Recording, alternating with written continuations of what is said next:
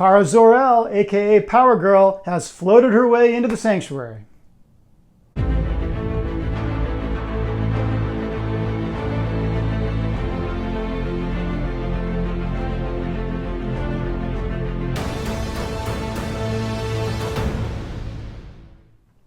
Hey guys, welcome back to the Sanctuary. Let me give you a little bit of history. Golden Age comics, there was a title called All-Star, which debuted in 1940, and there were 57 issues, the last one coming at the very end of 1950. Then we had 25 years without All-Star comics, and then DC decided at the end of 1975 to bring the title back. And rather than starting with number 1, they just picked up where they left off, and we had All-Star number 58. Debuting Power Girl. The reason that happened is because in those intervening years, actually in 1959, Supergirl debuted. And the way they handled the Silver Age at DC is all those heroes that you read about during the Golden Age in the 40s, that wasn't on our planet. That wasn't our Earth. That was a mirror Earth called Earth 2. And so the writers thought, well, if we have Supergirl on our planet, is there a cousin of Superman on Earth 2? And they created Power Girl. And she debuted in that issue, All-Star 58. I think it's February of 1976, but it actually hit the stands at the end of 1975. Let's take a look at her. All right, so this piece has 2 portraits. I'm actually going to start with the exclusive because I like it better. And I think people are going to be evenly split on which portrait they like. This portrait is more how we saw her when she debuted in the 1970s. Remember, 1975, the top TV shows were Mary Tyler Moore and The Bionic Woman and things like that. So you can imagine why they would choose this sort of blonde bob hairstyle. I prefer it because the smile, the other portrait, her mouth is closed. And I don't know, I like this kind of happy smile that she has. It has a confidence that I really like and that I think is appropriate for the character. This piece is 25 inches tall. I cannot think of a Sideshow premium format of a female that's this tall. And the reason is because she's floating above this cloud.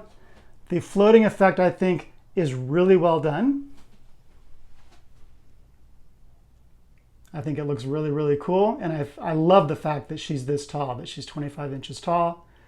She's going to look really good next to the most recent Superman PF, the one where he's holding the Brainiac robot head. I'm going to be displaying them together. So we have the typical kind of heavy black eyeliner that Sideshow tends to use on female portraits. And then this blue eyeshadow that I think really accents her blue eyes really well. And then the red lipstick. So you have red and blue, which is appropriate for Power Girl or Superman. The teeth look good. The problem with teeth is sometimes it just looks like, you know, a white strip. But here we have clearly delineated teeth. It doesn't look like her mouth is full of toothpaste, which is good. I like the flexing pose. Looks really good. And the costume has kind of a, actually this is the way Sideshow describes it, like a white leather appearance, which I think is true.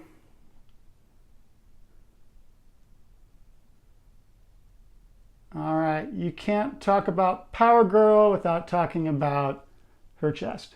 So I think I told this story when I reviewed the first Sideshow Power Girl back in the 70s when All-Star Comics was brought back. There was a conversation between the artist, Wally Wood, and his inker.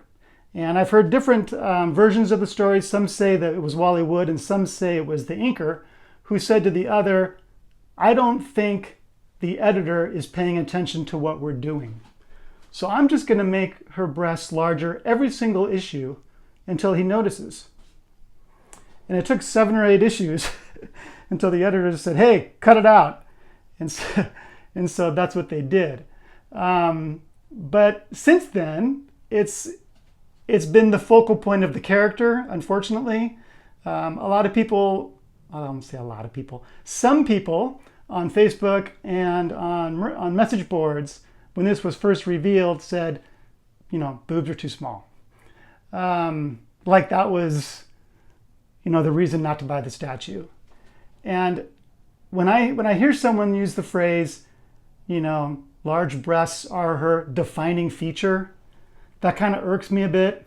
It makes me think that maybe DC's writers and artists are failing this character, that she doesn't have a better defining characteristic than her chest. So, and to be honest, while she might be smaller than the first PF, I mean, come on. Really? I mean, looks fine to me. I'll give you some close-ups of her portrait. She looks really beautiful from the side here.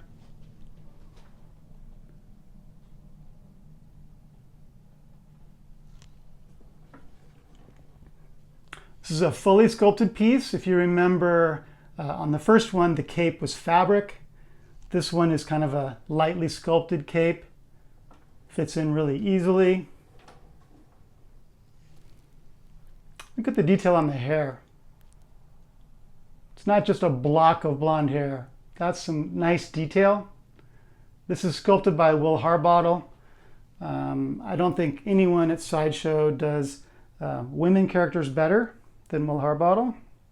He's a master at it. Let me show you the boots.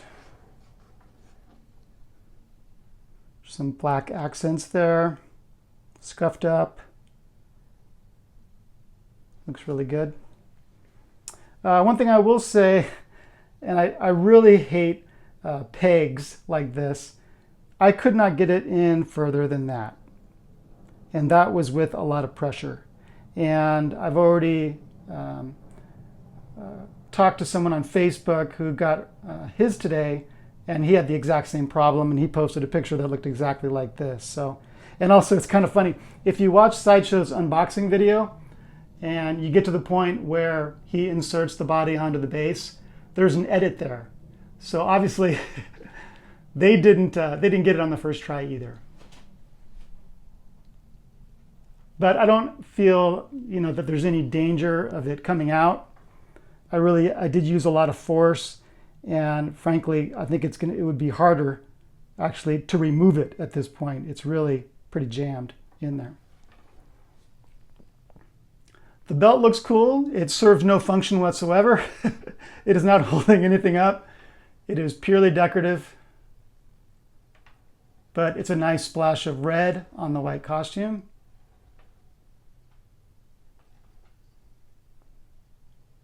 The base is very basic, but it's a nice cloud base.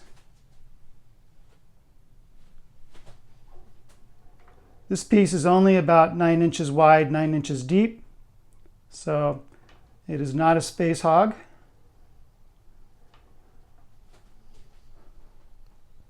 All right, let me show you the other portrait.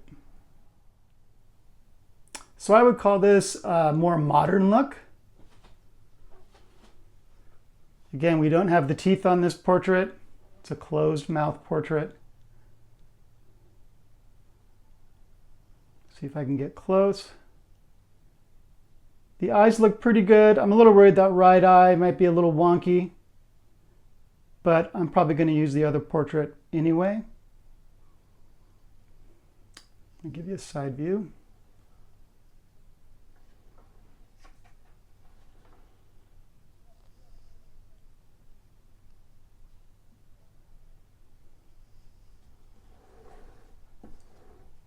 Again, lots of good detail on the hair.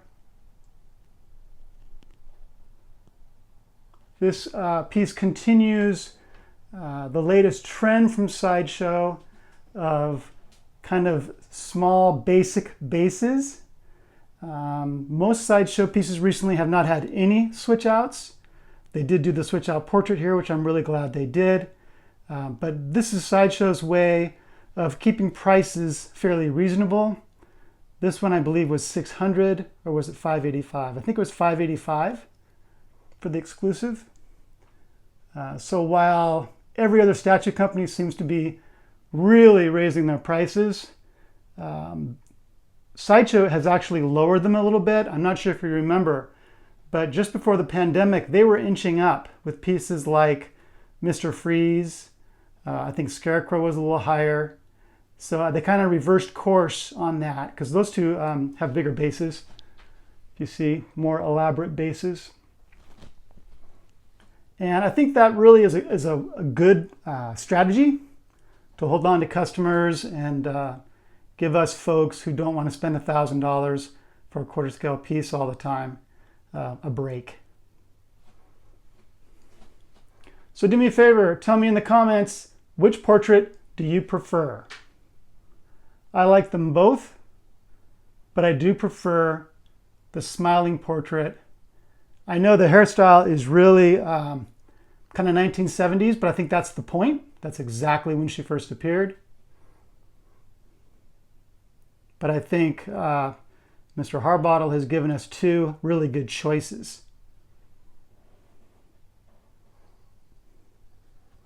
See if I can get close on the skin a little bit. I should mention, we've talked a lot about her breasts, but who does legs better than Will Harbottle? We saw this with Deja Thoris and now Power Girl. Really, really good job on the legs.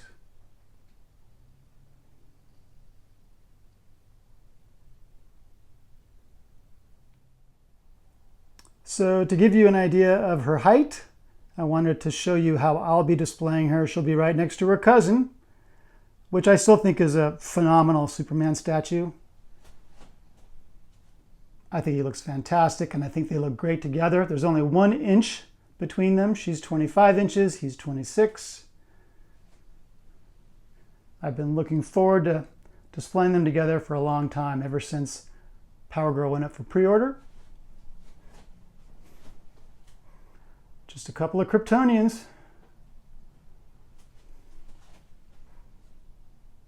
They look great together. So cool. Okay, here's the art box. It kind of, to me, has Linda Carter Wonder Woman vibe to it with the red, white, and blue and the stars all over it. It's got a nice picture of the statue and Power Girl premium format. And then just a cityscape back here. I assume it's Metropolis. More stars. And it just says Power Girl up top. And then I got number 694 out of 750. The edition size is interesting. It's 750 for the exclusive and 1500 for the regular or collector's edition, for a total of 2,250, which is 1,500 less than the first Power Girl premium format, which was 3,750 altogether. So I'm not sure why that is. The ladies tend to sell out for Sideshow, so I'm not sure why they did 1,500 less for this one than the last one. So you might want to pick it up. I don't think it's going to last very long, especially the exclusive is only 750. So keep that in mind. All right, so do I think you should add Power Girl to your collection? All signs point to yes on this one. You've got a fully sculpted statue. You've got a very reasonable price. You've got a Will Harbottle sculpt with 2 gorgeous portraits. I think yes, and like I said before, you might want to hurry. Only 750 of the exclusive, and you do want the second portrait. I really think you do. So I would go for it. I will put a link in the description for the video where you can buy yours from Sideshow. It is in stock right now, so go for it. It's a really great piece. I think you'll really, really like it. My only issue was that, fitting her into the base took a little bit more force than I think it should have or should need to. But other than that, I have no problems with the statue, no concerns. That one eye might be a little wonky, but it might not. I'm really not sure, which means it's probably not going to bother me. So, thumbs up Sideshow. Good job. Thumbs up Will Harbottle. You never disappoint. I'm very excited. No doubt about it. Now to figure out, I think I'm going to have to move my Catwoman down a shelf to put her next to Superman, but I think it's going to work out just fine. As for when you'll see me next, it'll probably be a Queen Studios piece. They have a lot shipping that I have on pre-order, including the Masterpiece Wonder Woman, the Masterpiece Batman, the Tom Holland Spider-Man, the, oh my gosh, there were two more. The Heath Ledger Joker quarter scale. And eventually the Vision bust is going to come. So the next few pieces are probably going to be Queen Studios rather than Sideshow, which is great. Need a little bit of variation in the collection. And I'm looking forward to seeing those pieces. So if you haven't subscribed, please do. Please like this video, and please, please, please comment on this video. Let me know what you think. Let me know which portrait you prefer and whether you're going to pick her up. Thanks, guys. Have a great night. Take care.